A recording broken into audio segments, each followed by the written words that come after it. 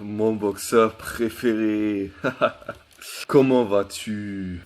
Euh, ça, ça. Oui, on s'en fout. Bon, t'aimes l'argent et j'aime l'argent, n'est-ce pas? Ben, en fait, moi, ce que j'aime, c'est les valeurs apportées par la boxe, comme le respect, le fair play, l'humilité. Ok, j'ai compris. C'est à moi qui parle. Je t'ai trouvé deux contrats. Pas un, pas trois, deux. L'argent est rempli, hein? Surtout que c'est contre des boxeurs de seconde zone. Ce sera juste un combat d'entraînement. What? C'est-à-dire? Oh, il n'est pas possible. Bon, le truc c'est que tu dois choisir entre les deux. Donc, je t'envoie leur contrat et t'as jusqu'à demain pour choisir. D'accord. Et sinon, à part ça, la famille? Ouais, salut. Bon. Voyons voir ces soi-disant faiblards là. Ah, de toute façon, moi je m'inquiète même pour rien quoi. Du seconde zone, ça peut être que de la mise en bouche, hein, franchement. On va voir ça.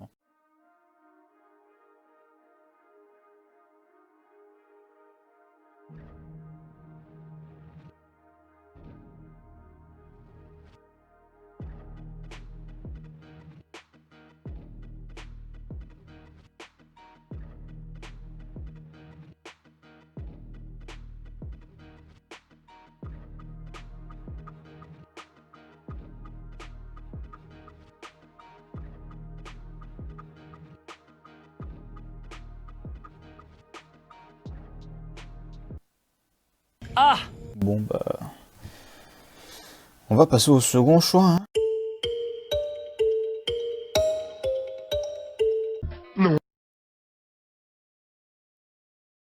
Alors, mon... Ah, attends. C'est ça là les boxeurs de seconde zone que je dois affronter là? Oui, mais ils ont une cinquantaine d'années maintenant.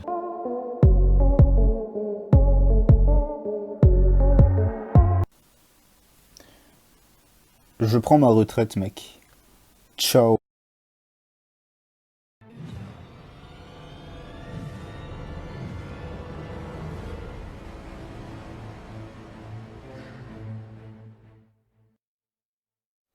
Bon, vous l'aurez compris, aujourd'hui on s'attaque à du très lourd et pour le faire, aujourd'hui je serai accompagné du cousin BF. Salut les gars, comment ça va? Aujourd'hui, je vais aider Tonton avec sa vidéo. J'espère que vous fera plaisir. Allez, à toi, Tonton. Ok Armand. Bon, imaginez-vous, qu'est-ce que ça vous ferait de vous faire courser par Mike Tyson ou Roy Jones? Genre, imaginez là maintenant un gars en train de courir et derrière lui, il y a l'un de ces deux types là en train de le pourchasser.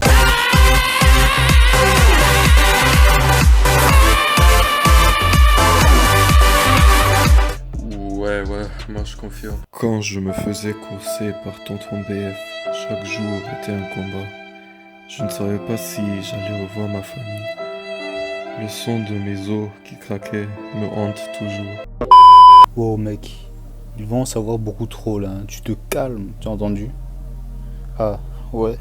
Et il fait trop chaud les gars. Ah, force à tous ceux qui subissent comme nous. Bon, parlons de Tyson. C'est un gros morceau. Un champion connu de tous pour son style brutal et sa vie où il a rencontré des hauts et des bas. Détenteur des ceintures WBA, WBC et IBF de la catégorie chez les poids lourds. Et il devient l'un des meilleurs boxeurs au monde grâce à son entraîneur Cus D'Amato qui lui apprend d'ailleurs le peekaboo. Et l'une des particularités chez lui est sa taille, 1m78 comme Tonton BF d'ailleurs, alors qu'il boxe chez les poids lourds. Malheureusement, il met fin à sa carrière en 2005 après une défaite contre Kevin McBride. Il s'en va donc avec un palmarès énorme. D'abord chez les amateurs, 54 combats, avec 48 victoires et 6 défaites. Puis chez les pros, 58 combats avec 50 victoires dans lesquelles il a eu 44 KO et 6 défaites. Donc, petit tuto pour être Tyson. Être explosif, s'entraîner comme un dingue et aller chez les poids lourds en étant petit.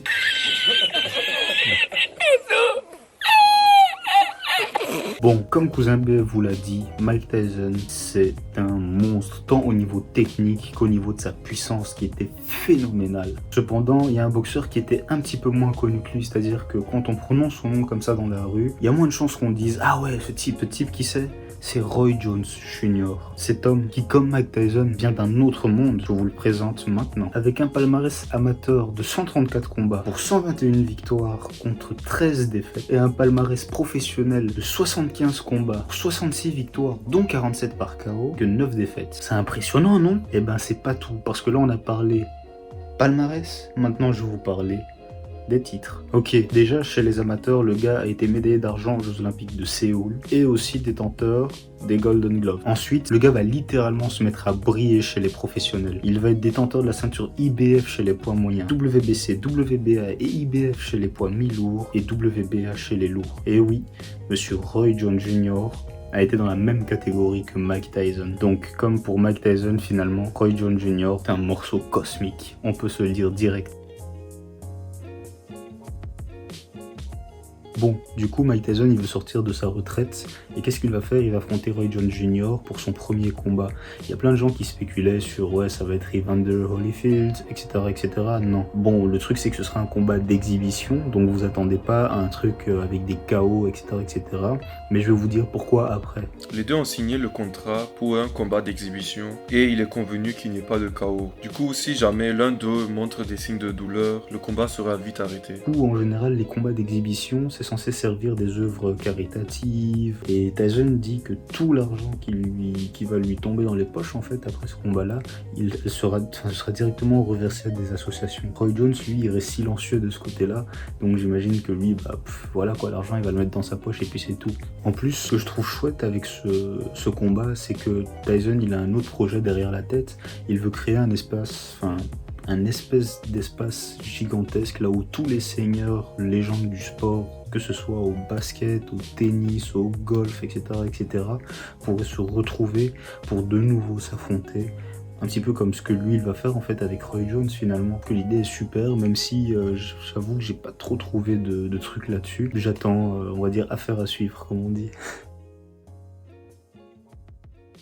Donc, le combat aura lieu le 12 septembre en LA, dans une salle qui peut contenir 27 000 personnes, mais à cause de la propagation du Covid, ce sera peut-être à huis clos. Dans ce cas-là, des pay-per-views à $50 seront disponibles. Ok, alors pour tous ceux qui étaient en train de se chauffer sur la toile, je vous préviens direct, ne vous attendez pas à un KO ou à des blessures ou je ne sais quoi. Sur le contrat, à la moindre blessure, ils sont censés tout arrêter. Que vous ayez payé votre place ou pas, ils s'en foutent. L'argent est déjà là, ils arrêtent. Ce qu'il faut savoir, c'est qu'ils n'auront pas de casque, ils auront des gants 12 oses au lieu de 10 et il n'y aura pas de juge. Il y aura juste l'arbitre sur le ring justement pour juger des situations, etc. Mais il n'y aura pas de juge. Donc qui dit pas de juge, dit pas de gagnant. Ok, comme on ne compte pas les points, il n'y a pas de gagnant. Ça veut dire que le seul moyen techniquement de gagner à ce combat-là, ce serait de foutre l'un ou l'autre KO. Mais vu que le contrat leur demande de pas le faire, ils sont pas censés le faire. En fait, ils sont censés être là pour faire une démonstration technique. C'est un combat d'exhibition. On est censé être vraiment mystifié par le bail, c'est tout. Après, on a un Mike Tyson en face d'un Roy Jones, donc est-ce que ça va péter et qu'il y aura finalement un KO? On verra ça. À l'époque, Tyson, sur le déclin, venait de perdre son combat contre Lennox Lewis en 2002 et Roy Jones venait de gagner son combat contre le champion des poids lourds WBA, John Royce. On propose alors à Roy d'affronter Tyson dans un combat à 40 millions de dollars. Un combat qu'il refusa, alors qu'on le voyait clairement gagner face à un Tyson qui était sur le déclin, qui ne s'entraînait plus pour ses combats et qui n'avait plus du tout le cœur à boxer. Il a préféré retourner chez les poids mi-lourds pour affronter Travers, qui n'était pas populaire à l'époque, et il n'avait aucun sens au niveau commercial, alors qu'il voulait plus d'argent. En fait, Roy pensait clairement que le combat serait toujours disponible après. Il est donc à la catégorie juste en dessous, en se disant qu'il pourrait toujours revenir et affronter Tyson. Malheureusement, quelques temps plus tard, Tyson met fin à sa carrière. Et c'est un peu le drame, j'ai envie de dire, parce que Roy après il se fait taper et Tyson, bref, il loupe 40 millions de dollars comme ça quoi. Faut bien se dire que tout ça c'est entre 2002 et 2003. Malheureusement Tyson c'est vrai qu'il met fin à sa carrière, mais Roy lui il poursuit sa carrière jusqu'encore maintenant. Mais bon, quand on regarde son dernier combat, il n'est plus vraiment le même. Mais n'oublions pas qu'il a 51 ans aussi. Et du coup, ce combat qui arrive maintenant, c'est un peu une manière de dire que il avait prévu le coup, il avait vu juste, c'est tout. Ce Ce sera une démonstration de deux styles de légende, et même s'il ne faut pas s'attendre à du sérieux, ce serait quand même intéressant de voir lequel des deux est le meilleur. Franchement, je suis du même avis que Cousin BF en fait. Juste, j'espère que ce sera un combat plein d'action, parce que ça reste des boxeurs de haut niveau, qu'ils soient vieux ou pas vieux. Donc, faudrait pas que l'arbitre arrête vraiment pour des petites choses. Faut bien comprendre que cette fédération qui a accordé ça, elle a peur en fait. Elle a vraiment peur qu'il leur arrive quelque chose. Et donc, elle en a rien à faire que vous ayez payé ou que eux veuillent continuer ou je sais pas quoi. Ils vont arrêter net. Je pense juste qu'il faut attendre de voir le combat, voir comment ça va se passer. Évitez-vous, comment est-ce qu'on dit ça déjà, l'ascenseur émotionnel. Vraiment que ça va être un truc de dingue et puis vous vous rendez compte que bon, c'est plus de la touche. Moi, je pense qu'il faudrait plus prendre le combat comme une chance d'apprendre encore plus. Faut regarder le combat en se disant ouais, parce que vu qu'ils vont vouloir être beaucoup plus techniques, c'est une occasion de dingue pour tous les amoureux de la boxe de pouvoir mieux observer leur gestuelle vu que ce sera beaucoup plus propre. Du coup, la vidéo là, elle va toucher à sa fin. J'aimerais remercier Cousin BF d'avoir participé. C'était un plaisir, tonton BF. Merci à tous ceux qui sont restés et j'espère que cette vidéo aussi vous a plu. Et je vous dis à toutes. À la prochaine les amis, tchuss.